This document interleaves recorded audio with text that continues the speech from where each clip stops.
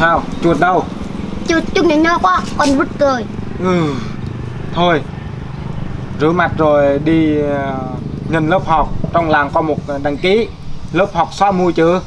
Dạ. Phải đi học, sau này không biết chữ là không có vợ đâu.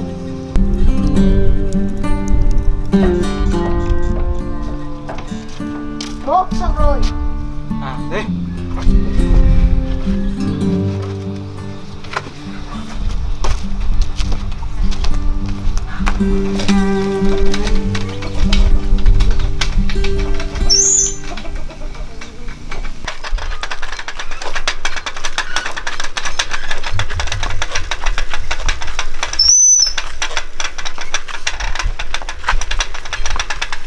Go, go, go, go, go, go, go, go, go, go, go, go, go, yo, go, go, go. Hustle hard, hustle every single day. I'll be making moves till I'm buried. Bố chào cô. Em chào cô. Chào nha. Hai bố con lên đây để đăng ký học xóa mù chữ hả? Đúng rồi cô giáo. Thằng này nó không có biết chữ nên phải đăng ký cho nó học xóa mù chữ để sau này nó có vợ, chứ không là nó không có vợ. Giờ phụ huynh phải cho em sơ yếu lý lịch của em để em nhập danh sách để học chung với các bạn nhá. Cô đẹp đây, cô đẹp quá, chắc bố cũng phải học luôn. Kim vợ. Anh Cô hỏi đi. mà em tên gì á? Em nó tên Phóc á. Kia. Bố, Gì? tên anh cô là Phúc. Tên Tên gì? là Phúc. Phúc hả? Dạ. Tên Phúc. Phúc này run quá nên quên. Phúc. Mà em ở làng nào á? Em nó hả? Em nó ở làng này nè. Làng này hả? Làng D. Chị hiểu rồi, chị hiểu rồi. Làng gì nhỉ? Làng nó. Làng nó ấy. Sinh ngày nào này? Ngày hả?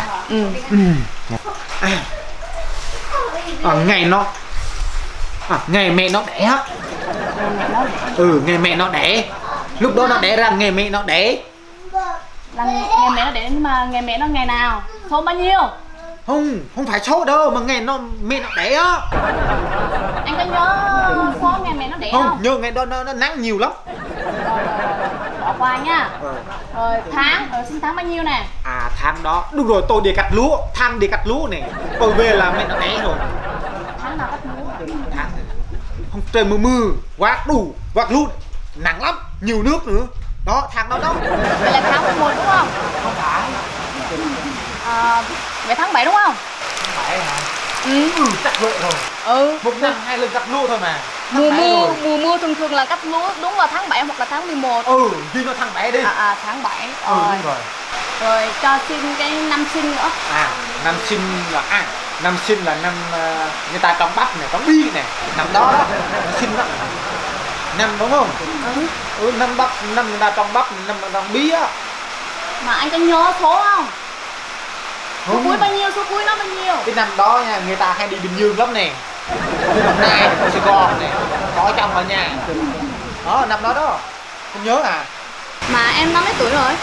Em nó 10 tuổi. Để đo đã nha. Em nó mấy tuổi ta? 1 2 3 4 5 6. Em nó 6 tuổi rưỡi. 6 tuổi rưỡi. 6 tuổi rưỡi.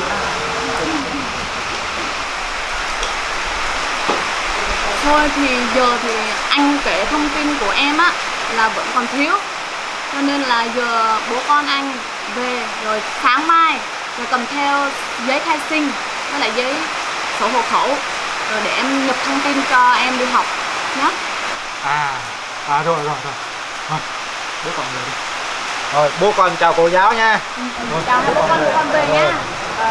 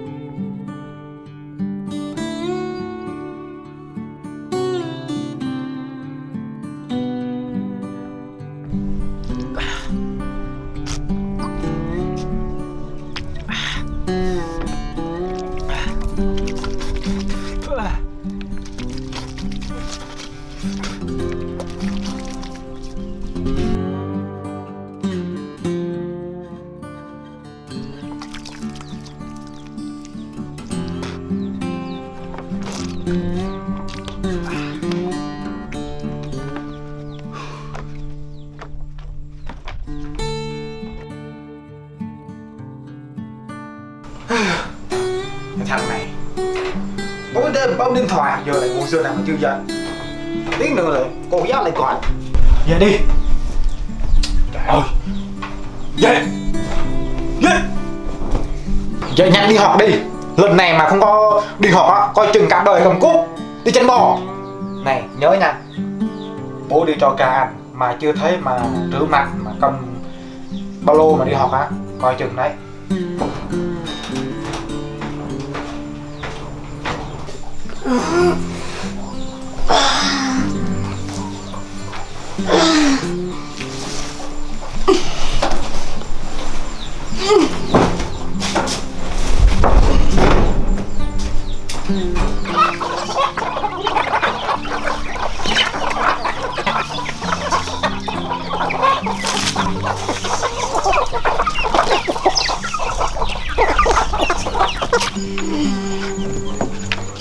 Bố ơi bố.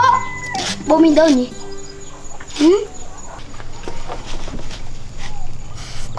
Thơm nhỉ?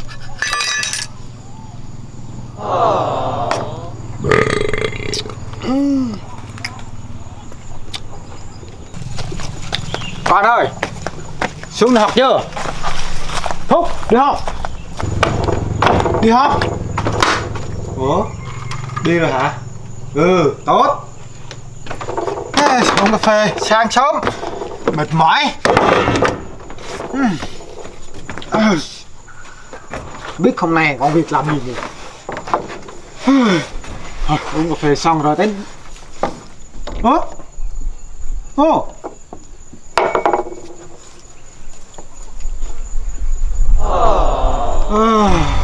Nope.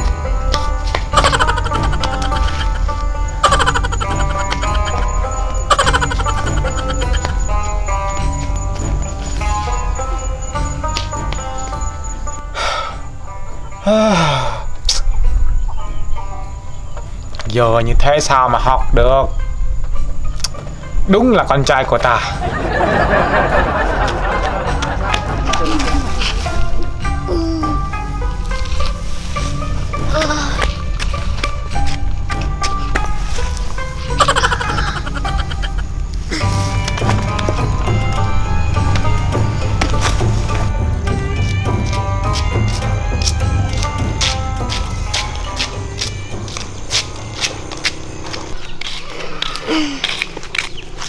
Ôi, Đàn Nhông. À, mấy cái thằng nhọn bây giờ nó lão nha. Ở đây nhiều máu nè.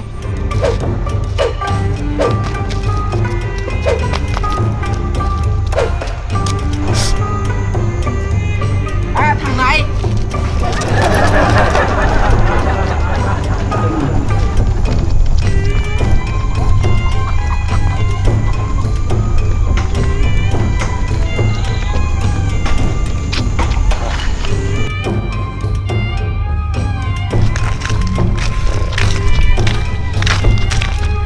Tên gì? Biết. Hôm nay trời mưa quá ha.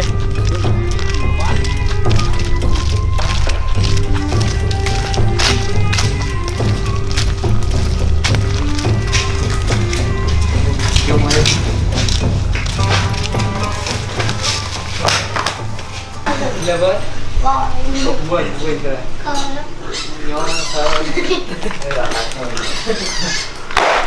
cô chúc em chào cô ạ. Rồi mời các em ngồi xuống. Rồi các em lấy sách vở chúng ta cùng học nào. Em kia, lấy sách, lấy vở.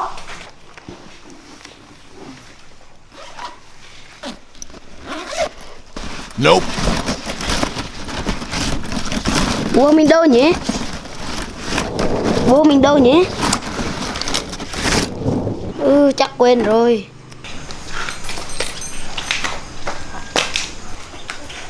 Ủa? Em Phúc sao không cầm vở vậy? Em mang nhầm lô bố em. Rồi, về nhà là em phải chép bài cho cô nha. Rồi, chúng ta sẽ học bài này. Hôm nay chúng ta sẽ học tạm bằng bảng này nha. Tại bạn cô đặt cô mua á, chưa về, nó đang lạc đường nha. Rồi các con mở sách vở ra. Rồi nhìn lên trên nè. Nhìn chữ nha, đừng có nhìn cô nha. A. A. Bơ. Bơ. Cơ. Cơ. A. A. Cơ. Cơ. Bơ. Bơ. Rồi giờ cô sẽ mời một em đứng lên đọc cho cô từng chữ một nha. Rồi mời em Than nào đứng lên. Dạ thưa cô. Rồi giờ em đọc theo cô nha. A bơ cơ. C B A. Không, đọc theo cô. A bơ cơ. A bơ cơ. Rồi em giỏi lắm. Rồi ngồi xuống nào. Rồi cô mời em ngốc nào đứng lên đọc bảng cho cô nào. Đọc theo cô nha. Bơ cơ A. Đọc lại nào. Bơ cơ A. Em đọc theo cô này. Bơ. Bơ. Bơ. Cơ. Cơ. Cơ. Cơ. A. A. Rồi giờ em đọc liền cho cô nha. Bơ cơ A. Bơ. Bơ. Bơ. Bơ. Bơ. Cơ. Cơ. Cơ. Cơ. Thôi em đọc dẫn mất thời gian lắm. Mời em ngồi xuống. Về nhà nhớ siêng đọc bài cho cô nha. Dạ. Rồi. Mời cuối cùng là cô mời em Phúc lên đọc cho cô nào. Dạ thưa cô, em đọc bài. Đọc theo cô nha. Dạ. A bơ cơ. Dạ, em yêu cô. Không phải, em phải đọc theo cô chứ. Đọc A bơ cơ nha. Rồi. Em yêu cô. Không phải đọc như vậy. Thôi giờ em đọc phần sau nha. Phần cuối dưới cuối nha. Đọc như vậy là không được rồi, sai rồi. Giờ em đọc phần cuối cho cô nha. Bơ cơ A. Cô yêu em. Đọc kiểu vậy là không được rồi. Ai dạy em đọc kiểu vậy hả? Bố em vậy. Bố em yêu cô lắm. Ngày mai nhớ kêu phụ huynh lên gặp cô nha. Rồi hôm nay nghỉ, chúng ta không học bài nữa. Mời các em đứng lên. Chúng em yêu cô ạ.